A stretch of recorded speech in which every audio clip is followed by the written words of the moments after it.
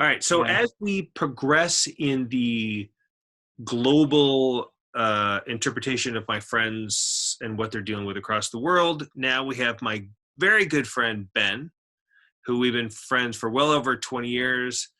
And we've worked on a lot of different writing projects and things like that. And he has even been naked in one of my documentaries. Yeah. Been naked, but we haven't yet met in person. No, we haven't, which is really, really great. But we still talk almost daily. We shared naked videos over the internet. Well, who doesn't? Who doesn't do that? And in the last year, Ben, who is from the UK, has moved to Japan. And since then, a lot of things have been going on, the number one being the coronavirus. So I guess my first question is, Ben, what's life like right now in Japan? Well, the strange thing is that despite the fact that Japan has been the country which has pretty much hit second in terms of any serious numbers of cases, you kind of wouldn't believe it because maybe it's 10% quieter, but generally speaking, life has been going on as normal here. And there's a few reasons for that, which obviously we'll get into later, but it's been really, really surreal as you've been watching the virus unfold around the world, first in Italy, then Spain, then the UK. Now, obviously, the USA is the number one place. But Japan has been kind of quiet on that front. And the last couple of days that's changed because, as has probably hit the news in America, the Prime Minister has finally declared a state of emergency. But that's only in 7 prefectures, which is only a handful of the prefectures in Japan. And even that doesn't require a lockdown. That's just basically more of an instruction to people to go out less. So it's really kind of odd because, I mean, I've filmed outside for many reasons. One, to obviously show off my amazing balcony, but also because the place is still buzzing. There's still cars and everything on the highway. I mean, there's not been the downturn or the lockdowns you've seen across the West. And that is, quite frankly, a little bit unusual and probably surprising for a lot of people. So you guys have had 4,200 cases and you've only had 93 deaths. Does anybody look at that as some sort of looming thing? Or do you guys think like, oh, look at us, we've only had that when everybody else has had much larger numbers? I mean, the thing about the statistics is that they're not, when you're comparing 2 different countries, the numbers don't mean the same. Particularly when it comes to confirmed cases, because different countries are testing at different amounts. And that's one of the reasons why in the US, you suddenly saw the numbers grow really, really fast because you were doing no testing for such a long period, even though everybody knew there were cases. And then all of a sudden, the mass testing began and suddenly it looked like it was exploding. And while it was growing faster than it was in Asian countries like China and Japan, the fact that you went from a no testing situation to a testing situation is what caused those numbers to be as large as they are. But the US is actually doing far more testing per person than a lot of countries, such as the UK and certainly Japan. Japan has actually got one of the lowest testing rates in the world, and there's a few reasons for this. Some of those are conspiracy sort of theories, which probably have a little bit of weight in them, such as the fact that Japan was planning on holding the Olympics this year. So obviously that until the Olympics officially got postponed, they wanted to give the impression of the country not having a crisis. But that's not entirely fair to suggest that they were just covering everything up, because the hospitals have not been overflowing here. They just weren't testing people to get the confirmed cases, and there are a few reasons for why that is, such as the fact that Japan has very, very good infrastructure for testing for lung diseases, because pneumonia is a real problem that their healthcare has to deal with. So they have an awful lot of infrastructure in their hospitals for testing for that.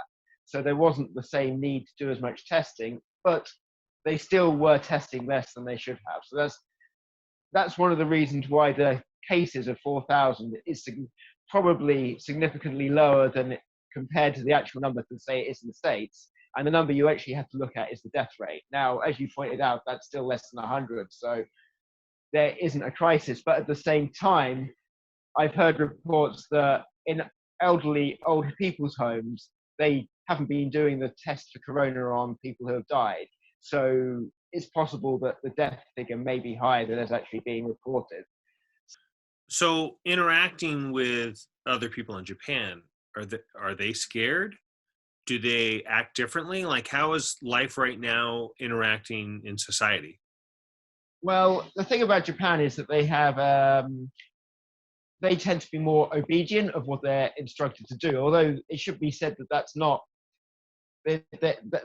that may be a little bit exaggerated in terms of how people take what that means. It doesn't mean that everybody is like staying in their houses, because I mean, I've gone out for the last month, and even though everybody knows there's this looming global disaster, the parks are full of children playing in them. And in fact, in the last couple of weeks, as the weather was getting warmer, the parks were absolutely crowded with parents taking their children out to the park.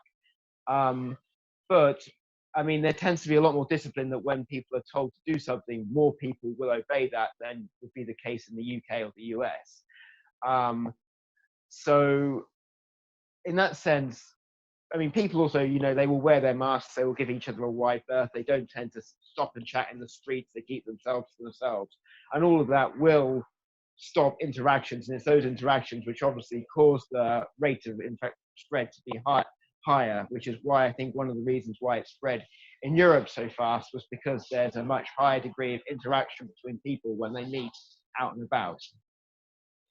So let's talk about the UK for a second, because clearly that's where your family still is, and you're still in communication with family and friends out there. How is it different? How is your family and your friends handling this? Yeah, I mean, one of the things that I mean, we don't talk that often about the situation, because at the end of the day, if not, you're just talking about this rather depressing global pandemic. So when you talk, you don't want to tend to constantly linger on that. But the general impression that I get from what I've spoken to people, is that the UK is now in basically a total lockdown. People are only allowed to go out for essential work, for essential shopping, or once a day for exercise. And when they go out for exercise, they have to keep, a physical distance from anybody who's outside who doesn't live in the same house as them. And they're even talking about banning the exercise because people have been basically disobeying the instructions on that.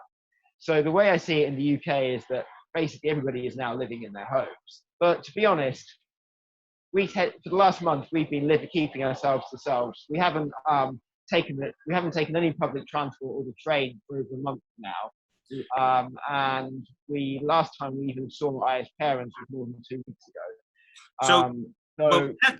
So going back to the whole, so you have an outside view because the UK's had 55,000 cases and you've had over 6,000 deaths. So you guys are over at a 10% death rate. So when the UK's done very little testing though, compared to, they have a very high threshold for taking a test. So this is the thing with all these numbers, is that that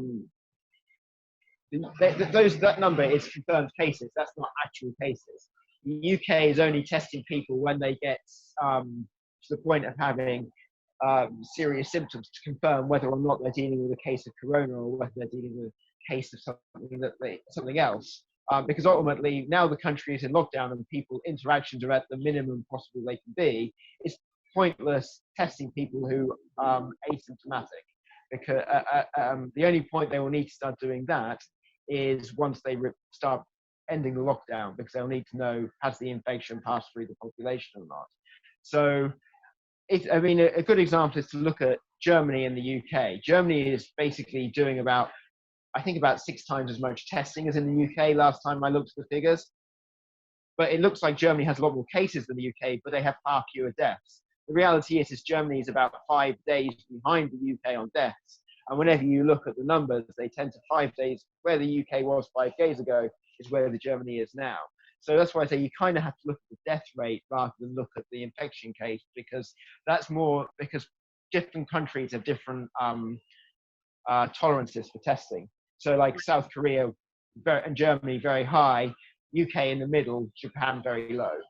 And I know that a lot of people will refer to this in the UK and in the US as wealth insurance, because the richer you are, clearly the more apt you are to get tested. Just like the Prime Minister or Prince Charles, who now got tested right away, and suddenly Boris Johnson is in ICU. And, I don't know if you have more insight than we do, because all we hear is, well, he got tested. Oh, and he's positive. Well, I mean, according to the news, and again, according to the news, and again, like the news is hardly going to go and say that the laws were broken, but both Prince Charles and Boris Johnson allegedly met the criteria for testing within the UK. I certainly think that Boris Johnson, the fact that he's now in ICU shows that he did warrant, he probably was at the stage at which testing should be done, if not too late. I mean, there's been a fair amount of criticism of Boris Johnson. It's always, nobody wants to talk ill of somebody who's dealing with the problems that obviously he's dealing with now. But at the end of the day, he continued, when he came down with this disease, he continued to operate in his job at full capacity or near full capacity.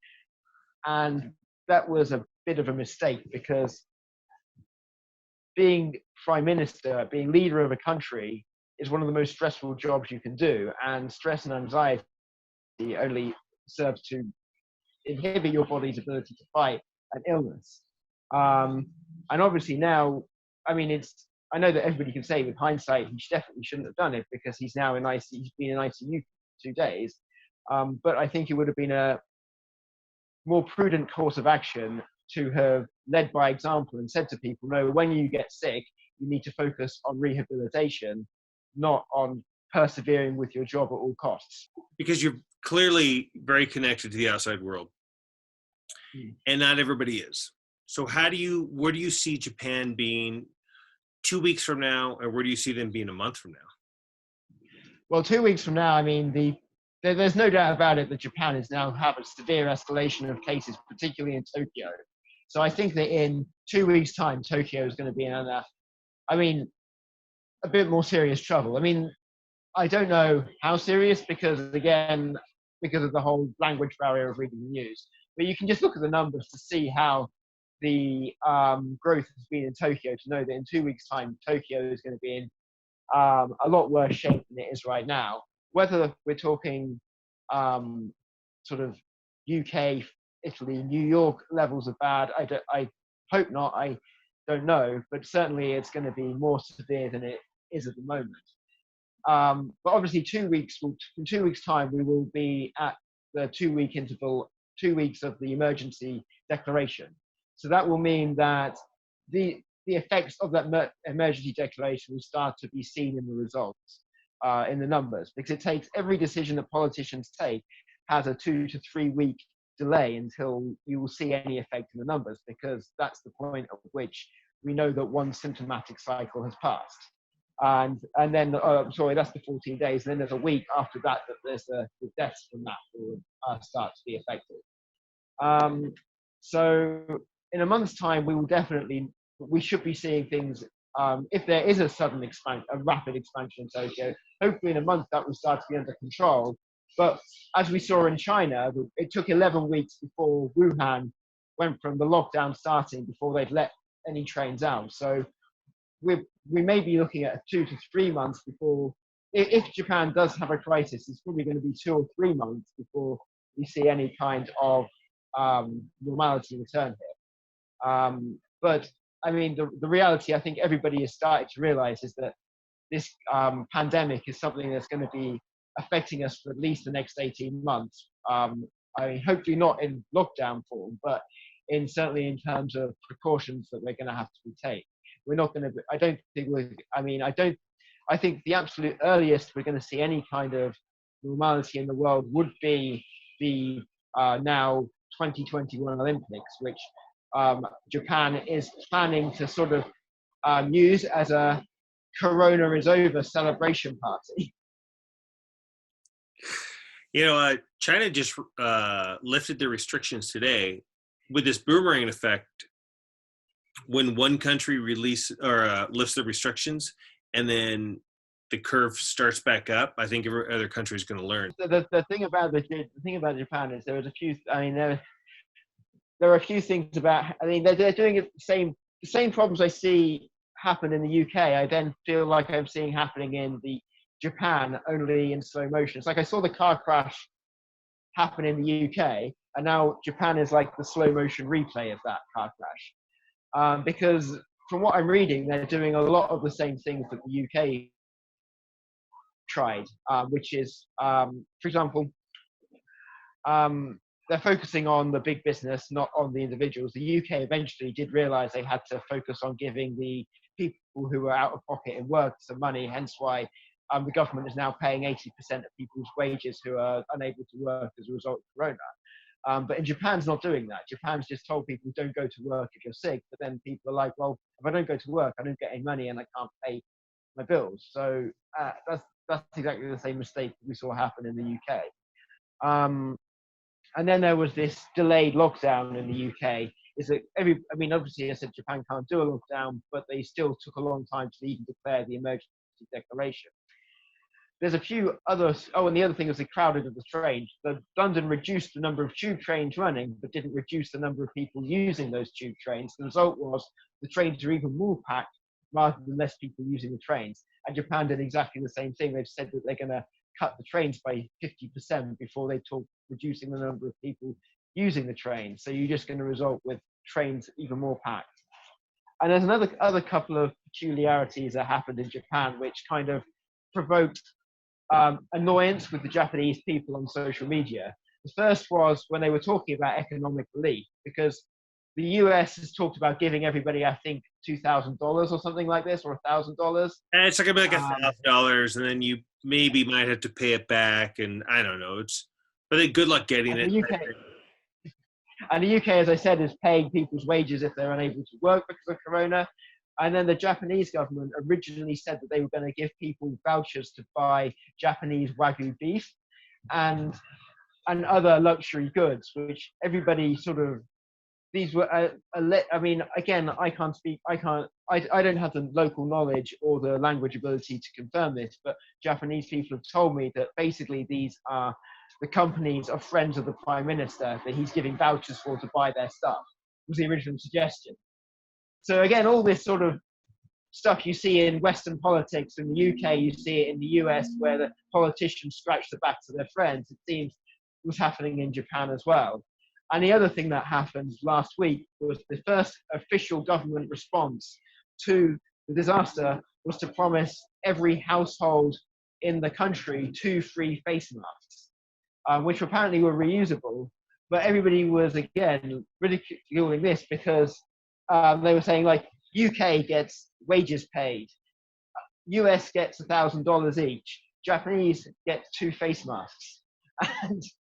And so, yeah, I don't know how much confidence, based on what Japanese people have told me, I have in the Japanese politicians to look out for their people any more than I would in other countries. In some ways, maybe I'd have even more faith in the UK politicians at the moment, and they are a party I very much would not vote, did not vote for and would not vote for.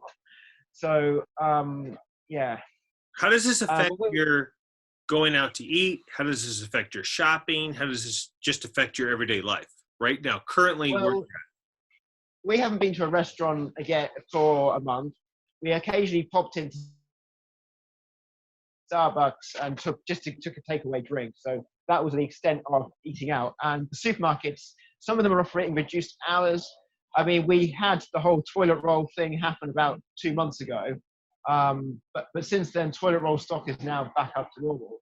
But I haven't, other than that, the shelves may seem slightly emptier than normal, because one thing in Japan is that they always make sure the shelves are fully stocked all the time. So I have noticed a few shelves looking like maybe they're 50% empty, which is a bit unusual, but I haven't seen like supermarkets completely stripped like you've seen in the UK and in the US.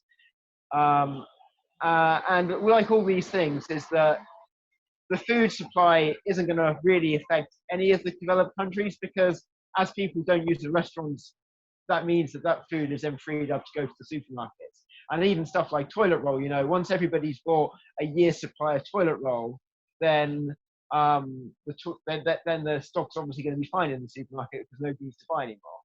So yeah, I'm not too concerned about running out of food. But we have made sure that we have about a month's supply of food in our house.